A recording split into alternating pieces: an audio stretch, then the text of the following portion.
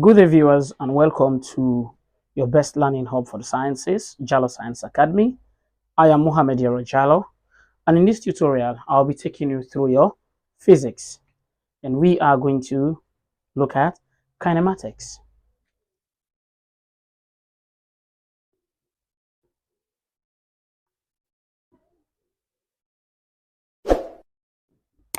That is particles in motion.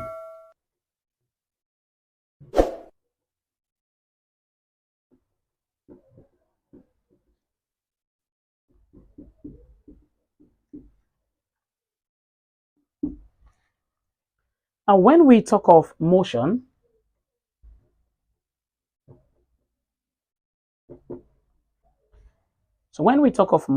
we are talking of a continuous change in the position of a body, okay, relative to a reference point. This continuous change, which takes place in the position of a body relative to a reference point, is most times measured by an observer, okay? Reference to a frame of reference. Now, motion can also be looked at as any physical change in position of an object. Meaning, if an object is here and then it moves from this point to another point, let's say this is point A, and it moves to this point B, then we say motion has taken place because there have been a change in physical position. It has moved from point A to point B, which are separated by a distance. So we say this is motion. Having looked at motion here, so what then can we say is kinematics? Kinematics simply means the study of the motion of a particle, okay? The study of the motion of a particle is what we refer to as kinematics. So the study of the motion of a particle. And a particle is a body whose dimensions are negligible, with the exception of the mass. All the other dimensions are negligible except the mass. That is what we refer to as a particle. So if you have a particular body whose dimensions are negligible with the exception of the mass, then that is referred to as a particle, okay? So we can now look at the types of motions.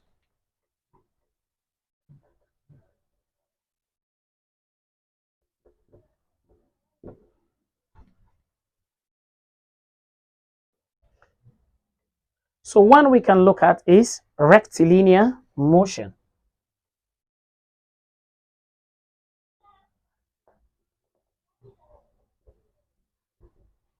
So a rectilinear motion is a motion that takes place in a straight line or a straight path.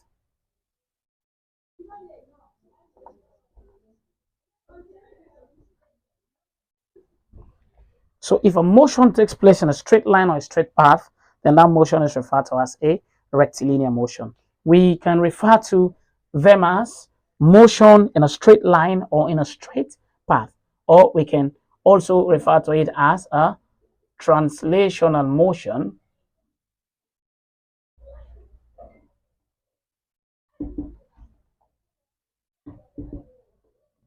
or we call it a linear motion. So we say it is either translational motion or we call it a linear motion, okay? For example, let's say you have a point here, point A and point B. There is a straight path existing. If a boy runs along this path, running a race, okay?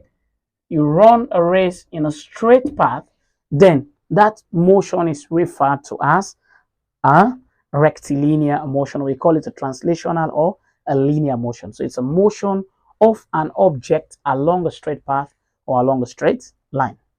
Second, circular motion. This is a motion of a body that's traveling in a circle, okay? For example, if a motorist is negotiating a curve, so here, the motion of a body in a circular path. So this is motion around a circular path. One, we can look at the electrons around the nucleus, okay?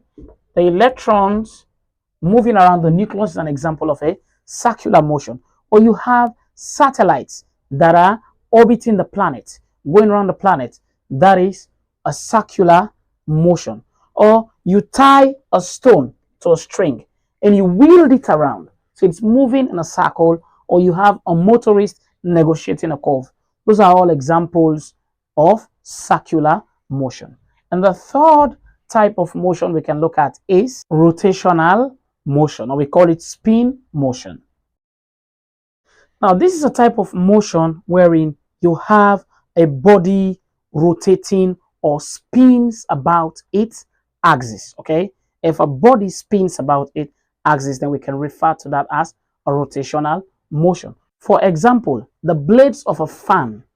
You have a fan here, this is the center, and you have the blades around this. So these blades are rotating, or they are spinning about this axis, okay? Or the rotation of a windmill, okay?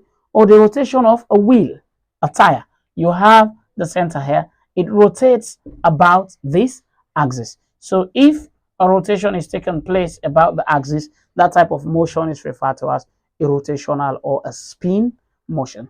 And the fourth type of motion we're going to look at is the oscillatory motion. Oscillatory motion, we can simply put it as a to and fro motion. If something moves like this, to and fro, okay? To and fro motion. So a to and fro motion is an example of an oscillatory motion. The simple harmonic motion is a simple example. The SHM, okay, is an example of an oscillatory motion. Example, we look at the vibrations of atoms at a lattice. That's an example, okay? Or we look at the movement of a piston in an automobile engine. That's an example also of a to and fro motion. Or we look at a pendulum. Let's say here you have a point of attachment, and here you have a string. This is the pendulum. This pendulum moves, okay, and comes here. So it moves to and fro, to and fro. This is an example. Or the motion of a car wiper. You see how the wiper moves to and fro in a car. So those are examples of oscillatory motion. And the fifth type of motion we are going to look at is a random motion. Random, or we call it the Brownian motion. Random or Brownian motion.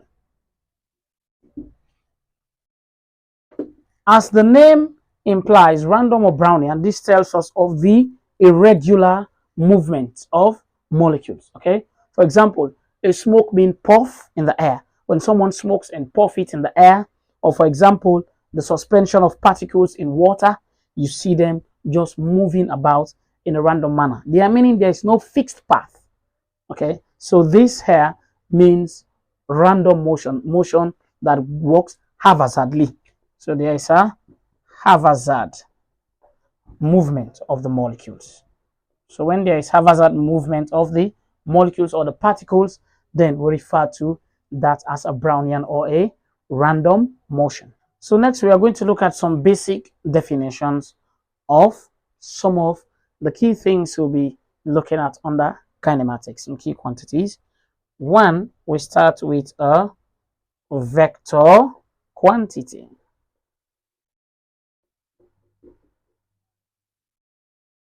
Now, what is a vector quantity? A vector quantity is a quantity whose magnitude or size and direction are known. So a quantity of known magnitude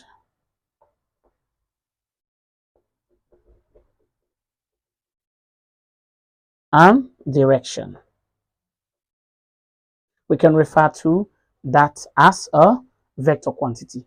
Examples of vector quantity. One, we can look at displacement. Okay, as we know, displacement is the distance moved in a specified direction. For example, we say a boy runs 6 kilometers due east. Okay, 6 kilometers due east. This is an example of a vector quantity because you are given the size or the magnitude of the distance the boy is covering, and then the direction towards which the boy is heading. So this is an example of a vector quantity. We can look at weight. As we know, weight is mass times gravity. So it is also an example of a vector quantity. So any quantity whose magnitude and direction are known can be referred to as a vector quantity. So next we look at scalars. So next we look at scalar quantity.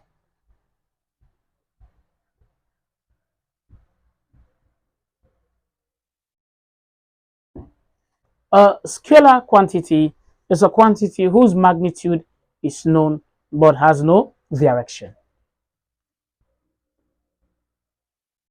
Known magnitude or size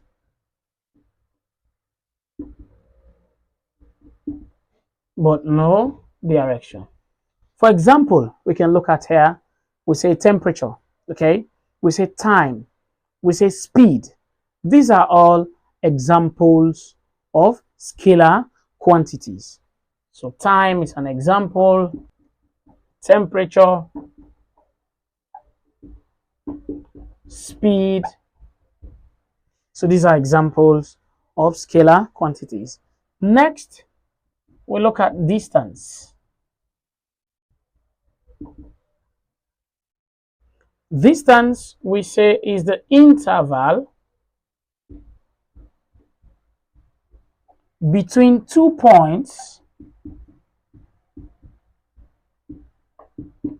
in a straight line. Interval between 2 points in a straight line, we refer to it as distance. And it is measured in a standard unit. 8 SI unit is the meters, okay? We measure it in meters.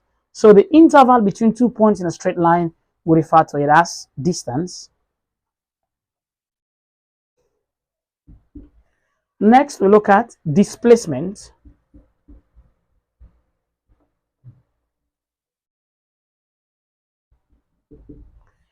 Displacement simply means the distance covered in a specified direction. Distance covered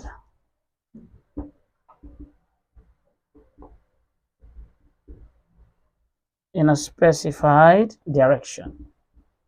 That's what we refer to as displacement. So if the distance is covered in a specified direction, for example, we say the girl runs 100 kilometers towards the west.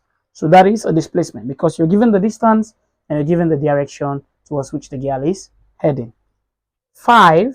Speed. Speed is the time rate of change of distance.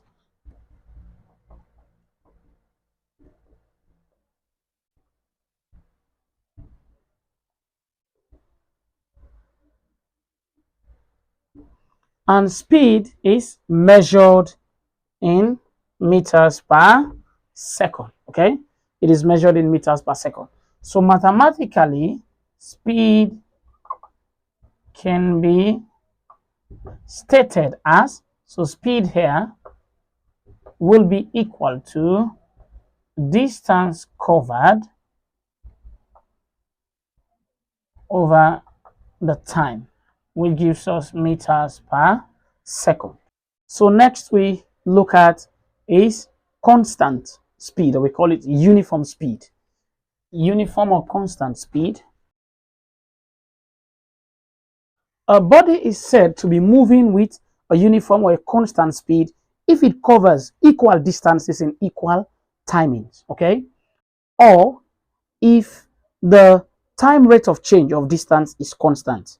When the time rate of change of distance is constant, then the body is said to be moving with a uniform speed. That we say the speed is uniform.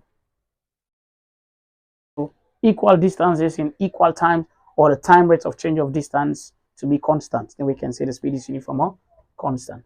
Next, we look at average speed.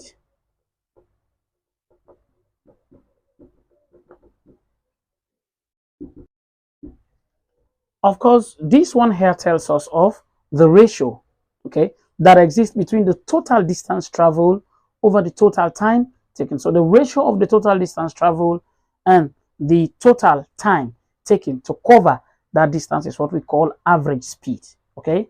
And we should note that if a body is moving with a uniform speed or a constant speed, its average speed is equal to the uniform or constant speed. So we have to note that.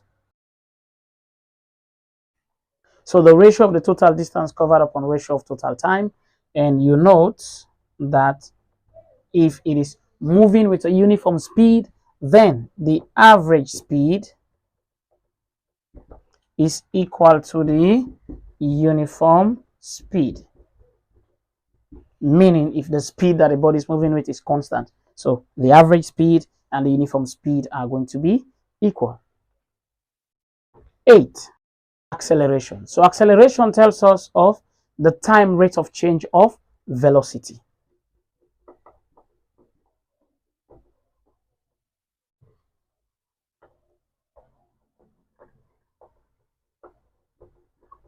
So the time rate of change of velocity is called acceleration.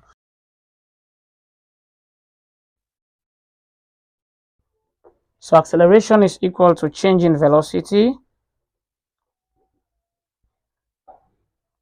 upon time. So it is the time rate of change of velocity, meaning acceleration will be equal to change in velocity upon time. Okay.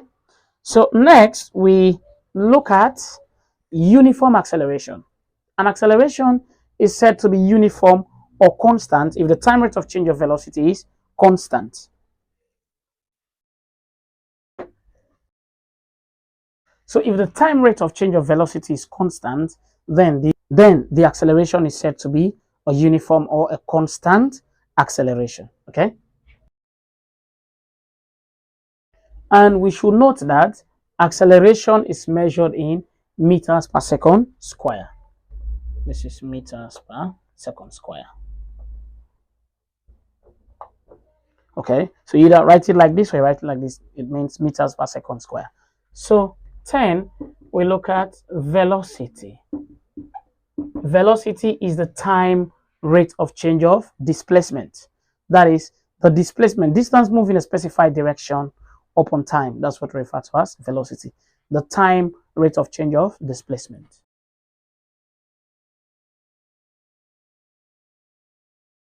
Or we say it is distance in a specified direction upon time. And mind you, its unit is meters per second. Okay, so this is for velocity.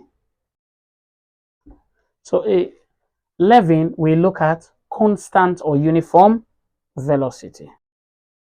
Now, a body is said to be moving with a constant velocity or uniform velocity if the time rate of change of displacement is constant. So next, we look at average velocity.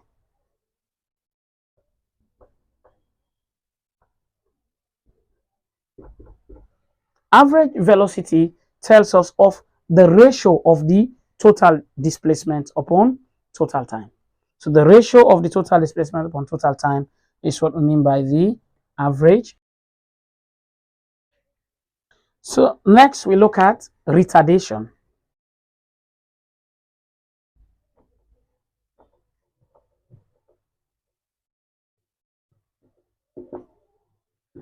Of course, retardation here simply means the decrease in velocity per unit time. When the velocity decreases per unit time, we refer to it as retardation. So the decrease in velocity per unit time is known as retardation. And retardation occurs when the velocity goes down. So retardation, we should also know that is the negative of acceleration. Negative of acceleration. So meaning retardation R is negative A. So it is the negative of acceleration. Because if acceleration tells us of the increase in velocity per unit time, and then this one here brings about a decrease in velocity per unit time, then retardation is negative of acceleration, meaning it is the reverse. So we can state this mathematically. The retardation is change in velocity over time, and its unit is also meters per second square. Okay, its unit is meters per second square. Next we look at is uniform retardation. A body is said to be retarding uniformly, or a body is said to have a uniform retardation if the velocity is decreasing by equal amount in equal timing. So the equal amount of decrease in velocity in equal timing is said to have a uniform retardation. Okay, so from this we can look at the equations of motion.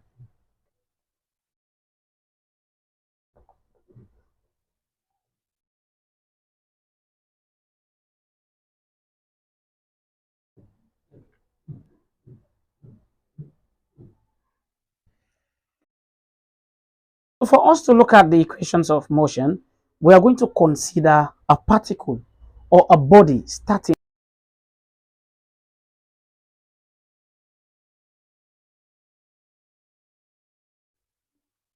So now we say, consider a body starting with an initial velocity u and moving with an acceleration a in a time t and attains a velocity v after covering a distance s.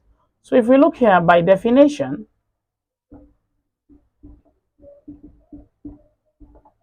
we want to look at acceleration. We said is the time rate of change of velocity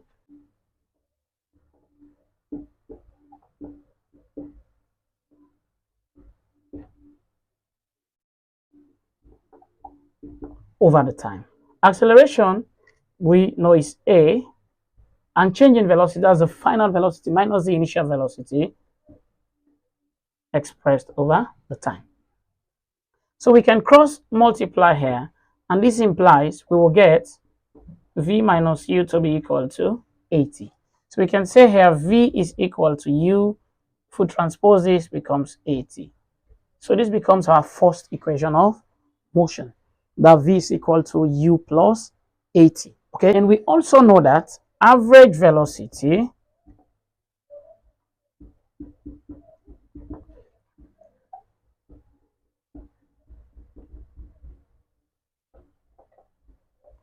is total displacement upon total time.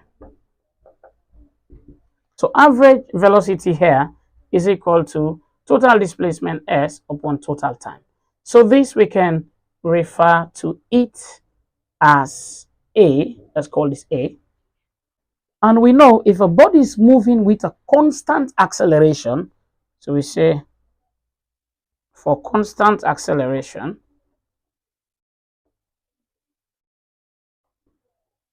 if the acceleration is constant, the average speed or the average velocity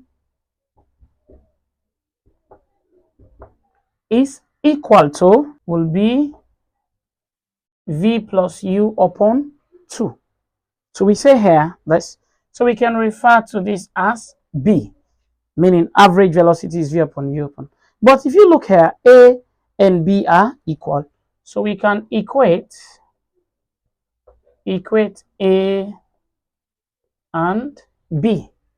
So we now have s upon t is equal to v plus u upon 2. This implies if we multiply here, we'll have s is equal to v plus u upon 2, and then we multiply here by t. So this we can refer to it as our c. From the definition of acceleration, acceleration is the change in velocity upon time. So from this, a is equal to v minus u upon t. We can make t the subject. So making t the subject, we get t is equal v minus u upon a. So we get here t is equal to v minus u upon a. So we can refer to this as our d. So now what we do, we can substitute d into c. Substituting d into c, will have s is equal to v plus u upon 2, v plus u upon 2 multiplied by v minus u upon a. So if we work this one out, s will be equal to, this will give us v squared, and this multiplied by this will give us minus uv, and this will give us plus uv, and then we'll get minus u squared, all expressed over 2a. So this guy and this guy will cancel because plus uv minus uv, they cancel. So s will be equal to v squared minus u squared upon 2a. So if we cross multiply, this implies we'll get v squared minus u squared is equal to 2a multiplied by s. And making v squared the subject, so v squared will be equal to u squared plus 2as. This becomes our second equation of motion. So v squared is equal to u squared plus 2as. So now we've gotten equation 2. So if you look at equation 1, v is equal to u plus at. If we substitute equation 1 into c, so substitute 1 into c, and it becomes c is s is equal to v plus u upon 2. So where we see v, we put u plus at, and then plus u upon 2 multiplied by t. So this means s will be equal to, in this bracket, we get here 2u plus at all divided by 2 multiplied by t. So this implies s is equal to, we can split this one up into 2u upon 2 plus at upon 2 multiplied by t here. So we now have, so we will now have here, this will multiply. We get s is equal to, these 2 and these 2 cancels, u multiplied by t, we get ut plus at multiplied by t gives us at squared upon 2. So we have it to be s is equal to ut upon 2 is the same as half at squared. So this gives us our third equation. So these are the 3 equations of motion. So the equations, we can summarize them now to be this, that the equations of motion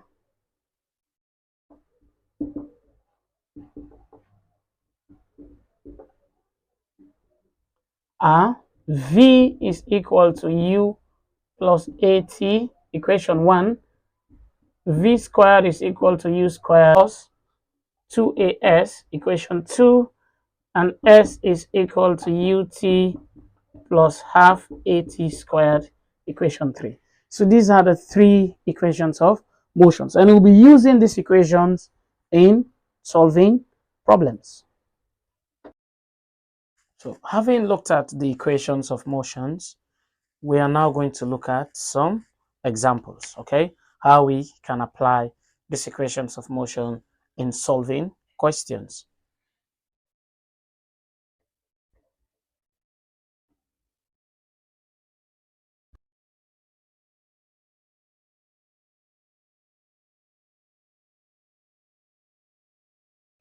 So the question reads, an electric train moving at 20 kilometers per hour accelerates to a speed of 30 kilometers per hour in 20 seconds.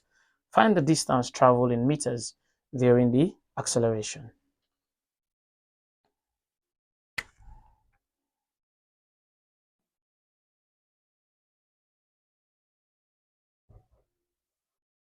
So looking at this becomes the initial velocity. That's u. Initial velocity is 20 kilometers per hour. Okay. But we know that the unit for velocity, that's the SI unit, is meters per second and not kilometers per hour. So we have to convert this kilometers per hour to meters per second. But you have to note these things. You have to note that 1 kilometer will give us 1,000 meters. Okay, and then also note that 1 hour is equal to 60 by 60 for us to get seconds. So meaning an hour is equivalent to 3,600 seconds. So for us to convert this now to meters per second, it is now going to be that U equal to 20 multiplied by 1,000 divided by 3,600.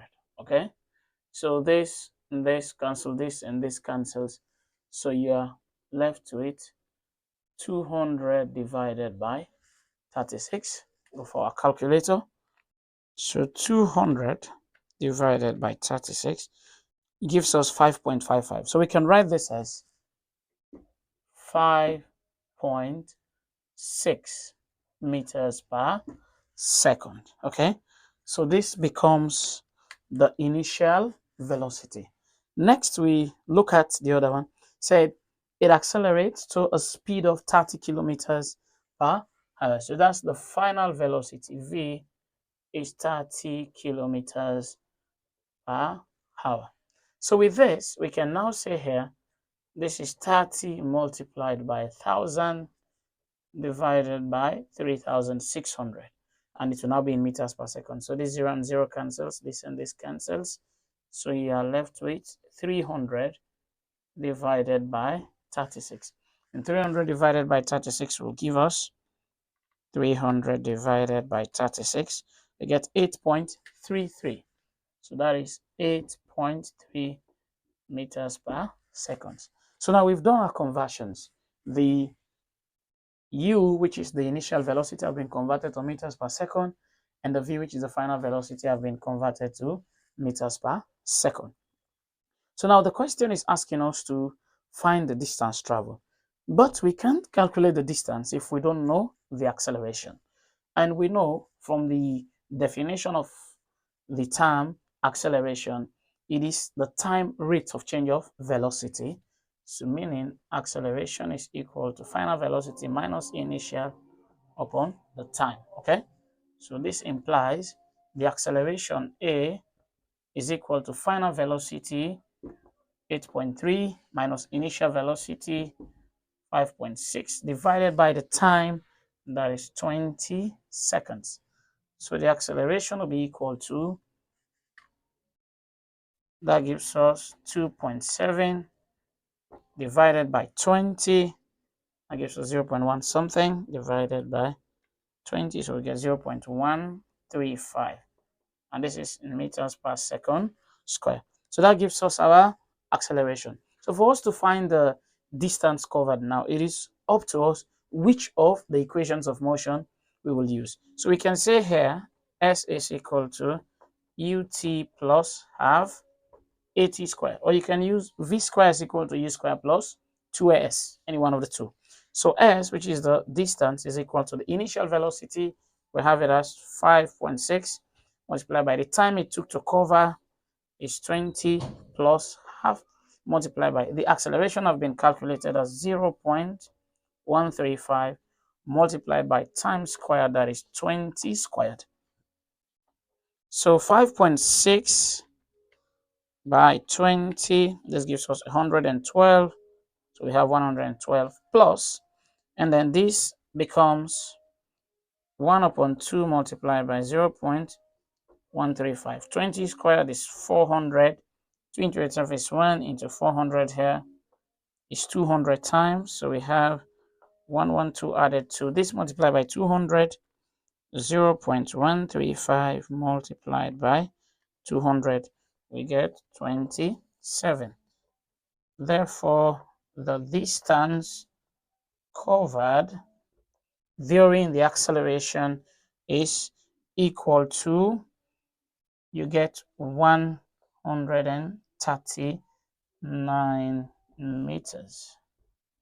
So this is the distance that the train covered within this.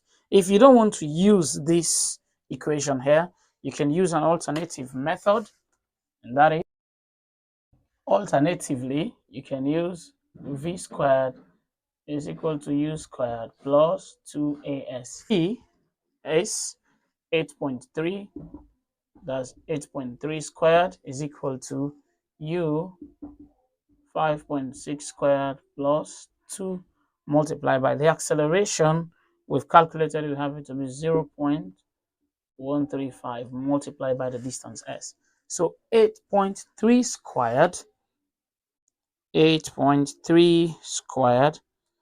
will give us 68.89, and 5.6 squared will give us 31.36 plus 2 multiplied by 0.135, that gives us 0.27. So we can transpose this 68.89 minus 31.36 will give us 0.27s. So if we do this subtraction here, 68.89 minus 31.36, this gives us 37.53 is equal to 0.27. It's the value of s that we want. We can divide here by 0.27, here by 0.27. So this guy and this guy cancels, then s remains. So 37 divided by 0.27 will give us 139. Therefore, distance covered, which is s, is equal to 139. Any of the two equations used, you arrive at the same answer. Okay, let's look at another example. We are told that this particle is moving in a straight line, okay, with a uniform deceleration, has a velocity of 40 meters at a point P. So let's say it is starting at point P here. This is point P, and then it is moving in a straight line onto a point where it comes at rest at point R. So meaning there are 3 points. You have point P, you have point Q, and you have point R. These are the points. So the initial velocity at point P here is 40 meters per second, 40 meters per second, and at point Q is 20 meters per second, and then at R it came to rest. And we are told that the distance between Q and R is 50 meters. We have to calculate the distance PQ. But before calculating distance PQ, we first of all need to know the rate at which this particle was decelerating. Okay, in solving this, now it started here 40 meters per second and decelerated to 20 meters per second. And where it came at rest, the velocity there is 0 meters per second. So from point P to point Q, we don't know the distance. So we are going to start off with Q and R. So from QR here, that's what we are going to use. We know the final velocity is 0 meters per second. The initial velocity U is 20 meters per second.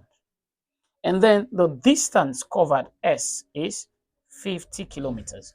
So using the third equation of motion, which says v squared is equal to u squared plus 2as, v is 0 is equal to u is 20 squared plus 2 multiplied by acceleration we don't know, multiplied by 50. So 0 is equal to 20 squared will give us 400 plus, and this will give us 100 acceleration. So if we transpose this, we get negative 400 is equal to 100a. So we can divide here by 100, here by 100. This and this will cancel, then a remains. So here we get negative, these zeros and these zeros will go 4. So that tells us that the acceleration is negative 4 meters per second square. So this is negative because the body is decelerating. I told you earlier that deceleration is the negative to acceleration. So now we can calculate distance PQ because we now know the deceleration, okay? And we know the initial velocity and the final velocity. So now for the motion,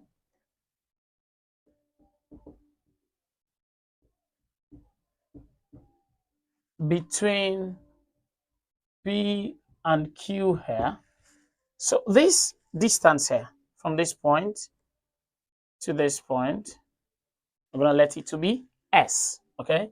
So the distance is going to be S, which is what we want to calculate.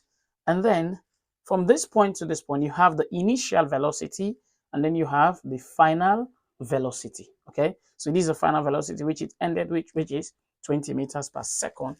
So U is equal to 40 meters per second.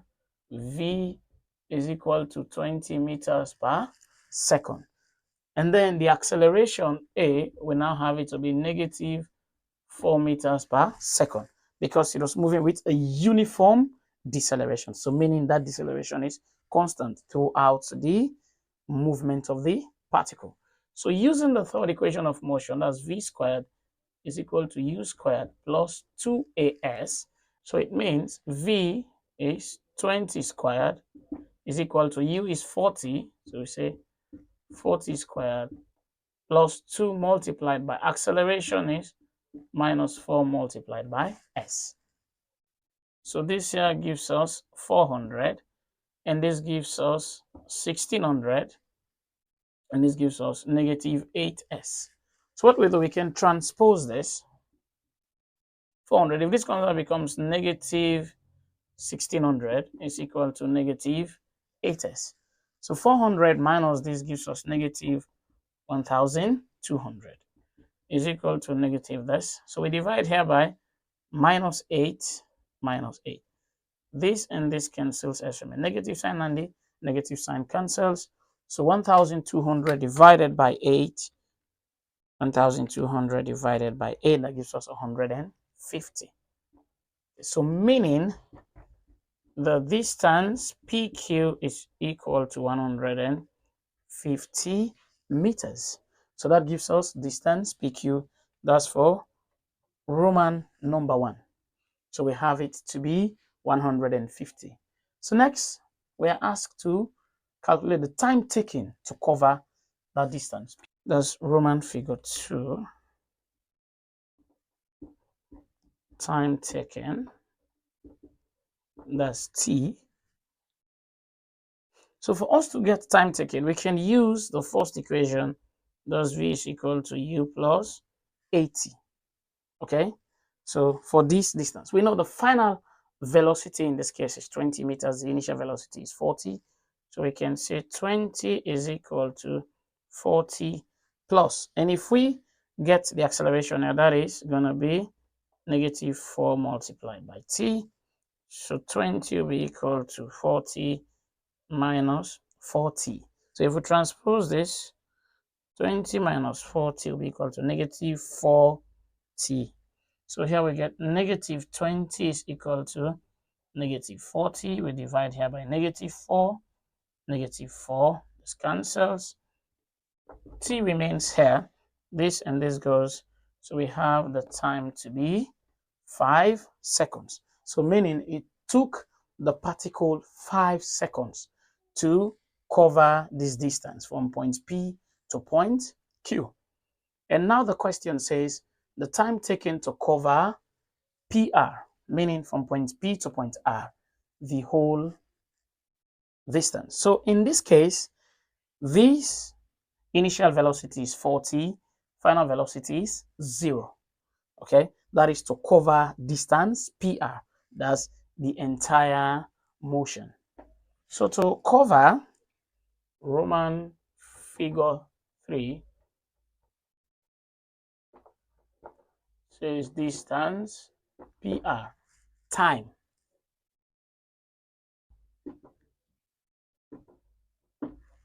So in this case, the final velocity is 0 meters per second.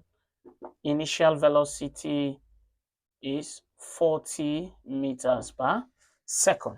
So using v is equal to u plus at, or if you want, you can use s is equal to ut plus half at squared, because you know the total distance to be 200 meters. You can also use that and you get the same answer. So in this case here, this becomes 0 is equal to u is 40 plus, and then here we get negative 4t. So this situation means if we transpose this, we get negative 40 is equal to minus 40. So negative 40 here minus 40, we divide by negative 4, t will remain. So this gives us 10. Therefore, the time is equal to 10 seconds. So this is the time it will take the particle to cover the entire distance. That's point P to point R. You can also use an alternative method. You say alternatively,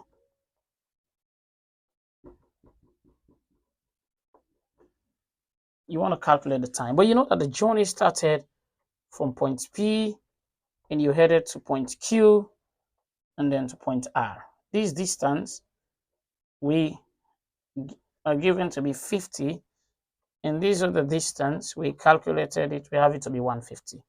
Here the initial velocity is 40 meters per second, and the final velocity is 0 meters per second. So meaning, so this implies total distance s will be 150 plus 50, which will give us 200 meters. So using s is equal to ut plus half at squared, s is 200, we equate it to initial velocity is 40 multiplied by the time, don't know, t plus, so this is half into negative 4t squared. So 200 is equal to 40 multiplied by t is 40t, minus plus times minus gives us minus, and then 4 divided by 2, we get 2t squared. So looking at this, you know you are going to arrive at a quadratic, because you're seeing the highest power here is 2. So if we transpose this on this side, we get 2t squared, and then this followed, we get minus 40t plus 200 is equal to 0. So dividing both sides by 2, we simplify it to be t squared minus 20t plus 100 is equal to 0. Looking at this here, this one can be factorized, because the sum is negative 20, the product is positive 100t squared. So two numbers, if we multiply, we get 100. If we add, we get 20, will be negative 10 and negative 10. That's minus 10 and minus 10. Being that the coefficient of t squared is unity, so you say t minus 10 in one bracket, and t minus 10 equate to 0. So t is equal to 10, or t is equal to 10. So you get 10. So that means the time is equal to 10 seconds.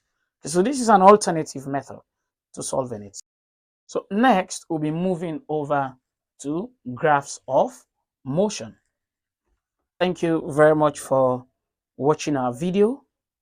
You can like our video, subscribe to this channel if you are new, hit the notification bell to be notified each time we release a new video. There is a Facebook page, Jalo Science Academy. Go to Facebook, like our page, follow us. There's also a study group, Jalo Science Academy. Join the channel, drop your questions, your assignments, will help you solve them. Thank you very much. Love you all.